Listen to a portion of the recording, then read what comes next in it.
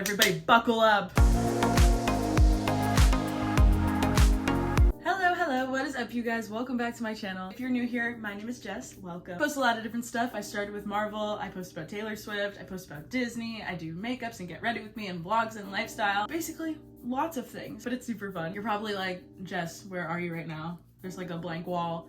Where is your stuff? Where are the Funkos? Where is everything that you normally have behind you? And that is because I'm back at my parents' this month for some family events that we had going on and family vacation, so it'll be really nice. It feels very soon after I just had to move to California, but this is how the timeline played out, and that's what we're gonna do. But enough yapping. I know you're not here for this. You're here because you want to know my rankings of the 11 Taylor Swift albums. Now listen, I do need to start by saying that I don't dislike any of the albums. This is just my personal ranking in terms of like what I listen to the most. I've been a Taylor Swift fan since around like Fearless Speak Now era. The Speak Now tour was like my first Taylor Swift concert that I ever went to. I adore her music, but some albums just like fit into your life differently, I feel like. So that's why some rank higher for me than others. So we're gonna work backwards, starting at number 11. Listen, please don't hate me, Taylor Swift fans, but my lowest ranking Taylor album is Debut, Taylor Swift. And it's not because I don't like it. I actually really like a lot of the songs. Should I also go through and like say my favorite song on each album? Okay,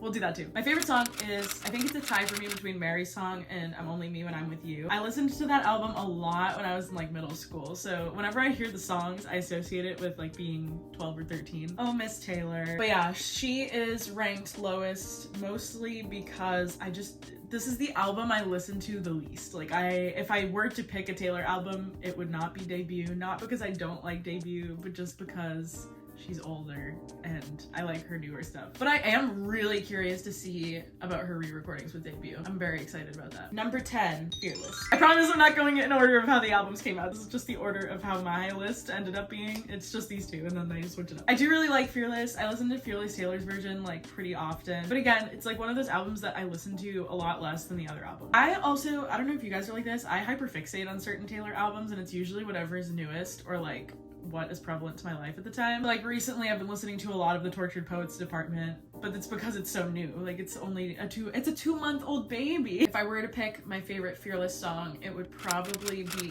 maybe Jump Then Fall. I just used to listen to that all the time when I was little, and so her re-recording of it was very nice. Coming in at number 9. I can just hear the Swifties yelling at me in the comments right now because everyone always says that this is Taylor's least favorite album and it makes me laugh. Evermore. Again, not because I don't like Evermore.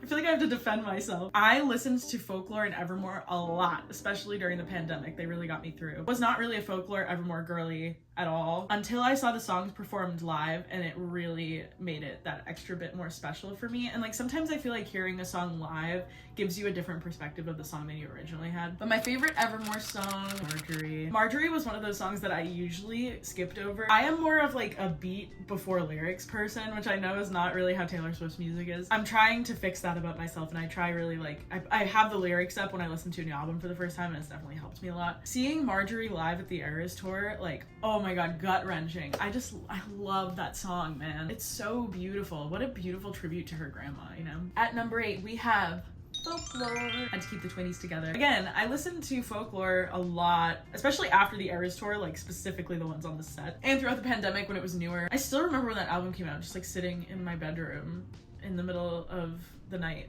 when it first dropped, like midnight Eastern Standard Time, and I'm just listening to it with my headphones on and just like, wow, we have new Taylor Swift music in the middle of the pandemic. Like, it was just so special, man. That was a rough time for a lot of people, me included. So having that was really, really cool. Oh, but my favorite Folklore song, I really, really like Invisible String. I just feel like, you know, the thought of having that special someone and being tied to them throughout your life, and even in like little aspects of your life, is just such a cool concept to me. So whenever I listen to that, I'm always like, where's my person? Like, I wonder what they're up to. I wonder what they're doing. I wonder who's attached to the other end of my invisible string, you know? I also really love Mirror Ball too. I used to have the lyrics on my lock screen for a little bit, so yeah, I guess that means that I really like that song.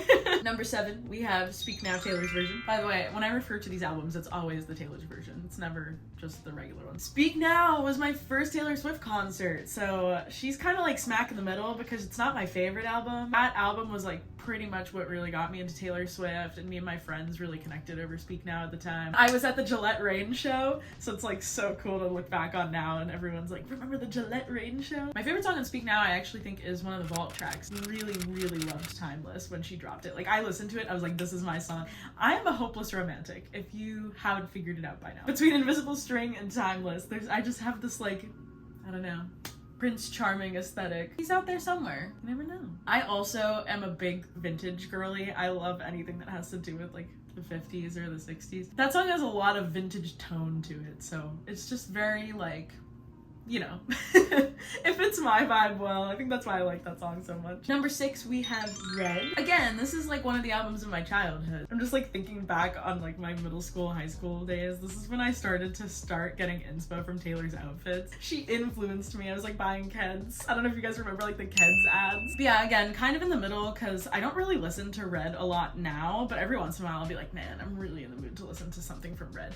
Usually All Too Well, 10-minute version, Taylor's version from the Vault. Sometimes the Sad Girl album version. Favorite song from Red though? This one's tough because I really like a lot of them. I think my instinct is probably to say Nothing New with Phoebe Bridgers. That was another one of those songs that I didn't really have a deep appreciation for until I went to the Eras Tour and saw it live. And it was just like so good, man. All right, now we're in the top 5. Everybody buckle up. Number 5, we're coming in with our 2-month-old baby, The Tortured Poets Department. I really like this album, but in terms of like relatability, I don't really relate to it a lot, which I guess could be a good thing because there's a lot of heartbreak in this album. I've been listening to Guilty as Sin a lot, but it kind of really circulates depending on like how I've seen the songs in context, you know? Like sometimes you just see a really good edit with the song and you're like, well, this is my new favorite Tortured Poets Department song. The Marvel edits get me every time, man. Number 4, Lover. I can tell you my favorite song from this right off the bat. It's Cruel Summer. It has been Cruel Summer since I've heard the album day one. I still remember like the day the album came out. I was hanging out with my best friend and she had slept over. We listened to the album when it dropped on Spotify, and then the next morning decided like, oh, we want this album on like record. So we decided to drive to Target the next morning to go and pick up like the little booklets with her diaries in them and everything. That was the song that I was playing with my windows down, like driving to Target too. That's my inside out core memory of Lover. But yeah, again, Hopeless Romantics. I feel like a lot of the songs on there kind of fit my vibe. I actually thought about putting this a little higher. I'm leaving her at number 4 because of what I've been listening to more recently. I feel like Lover hasn't been as high up on the charts. She kind of sits between 4 and 3 on my list, depending on when you ask me where I would rank everything, which brings us to number 3, 1989, Taylor's version. I always forget how important this album was to me until it's presented to me in a way that makes me remember. And the re-record was like this for me because I was reliving my early high school memories. 1989 was my copy Taylor to a T era. I got my hair cut the way she did. I started wearing similar sunglasses to the way that she wore them. I based my style off of her. I remember my friends and I had like 1989 photo shoots that summer. It's like a summer album, you know? Now that we're like in June too, it's just like, oh man, it's such a good album. If I were to pick my favorite song on 1989, okay, so the Vault tracks got me again. I really like Is It Over Now. And that little dance trend that they had with it too. I tried learning it one time, it was so hard for me. I was just like, no, I can't do it. But it was so fun and it was like all over my For You page. I love Is It Over Now. All right, we're in the top 2. Any guesses? All right, I'll tell you. Number 2, Reputation. Reputation was like my number 1 album for the longest time. It's just filled with like bop after bop after bop. I am so excited for the Reputation re-release. I want to know what those Vault tracks are so bad. That album was revolutionary. She had one chance and she took it and the whole world showed up for her. Like that is crazy. Plus, I just feel like it's a good album to have in terms of like when you feel like the world has knocked you off your feet. That album is one that I come back to scream the lyrics to a lot. And it's fun. And you just feel so cool when you're like listening to the music. I don't know. My favorite Reputation song, as of right now, until we get the Vault tracks, I don't know, that might change, is Don't Blame Me. That acapella part too, when it's like, oh Lord, save me, oh my god. I mean, I like literally the hair on my arms is standing up right now, like talking about it. But yeah, love my baby rep. That leaves us with number 1. Everybody say it with me. I know you know what it is. Midnights. I was not expecting to like Midnights as much as I did. What a fun era, you guys. I loved her little Midnights mayhem with me. And I think in terms of relatability, Midnights was the first album that I, to my core, was like, I relate to this album. Which I think actually was just because there was a lot of songs about self-hatred. And that's something I've always kind of struggled with and I'm trying to be better about, is just like being kinder to myself and to know that pop sensation superstar girly. Taylor Swift also feels the same way. It was in its own ways validating. I remember listening to Anti-Hero and I was like, that's it, man.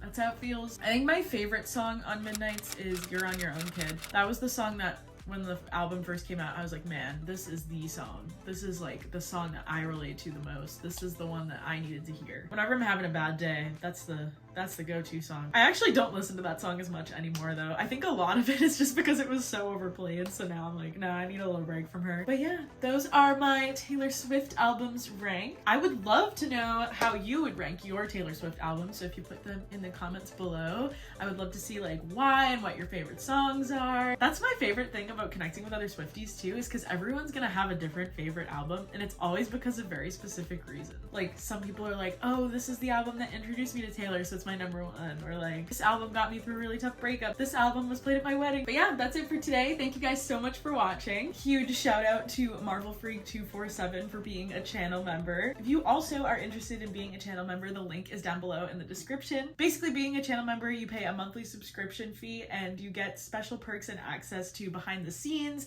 early access to videos, you get a little badge just like Marvel Freak 247 has, and access to exclusive subscriber post updates as well. As always, thank you guys so much for watching. I love you tons. Swing safe, and I will see you in the next video. Bye!